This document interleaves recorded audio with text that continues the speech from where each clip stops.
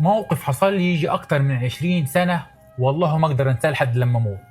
لما كنت في الجيش كانت التدريبات صعبة موت، لدرجة إن واحد صاحبي قال لي يا سلام لو الواحد يقع وإيده تتكسر وخد لي أجازة شهرين عليها.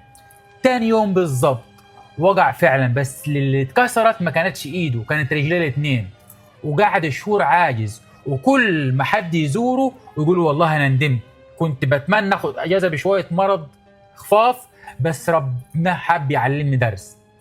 ومره الموقف حصل معانا شخصيا لما كنت شغال بره مصر واهلي وحشوني جدا، فكدبت كدبه بسيطه في الشغل عشان يدوني اجازه. قلت لهم ان حد من قرايبي هيعمل عمليه مفاجئه ولازم انزل اجازه. وللاسف اول ما وصلت مصر جاني اتصال ان قريبك فلان الفلاني دخل عمليات فجاه.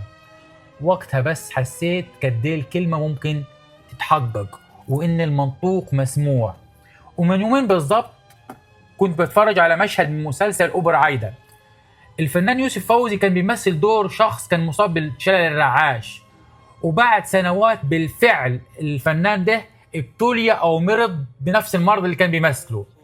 طبعا احنا ما نقدرش نجزم ان ده بسبب التمثيل، لكن الموقف كان كافي ان يخليني اراجع نفسي واخاف من اي كلمه اقولها او اي امنيه اتمناها مش كويسه.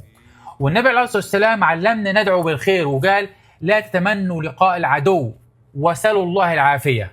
وربنا سبحانه وتعالى بيقول في الحديث القدسي انا عند ظن عبدي بي. فدايما ظن في ربنا خير، بس علشان كده بلاش تدعي على نفسك او اولادك حتى لو بهزار. بلاش تقول يا رب اموت او يا رب اتعب علشان ارتاح. اطلب من ربنا الراحه من غير بلاء ومن غير تعب، اطلب الرزق من غير مصيبه، واطلب الفرج من غير وجع. بلاش تتوقع اي حاجه وحشه، الكلمه لها وزن.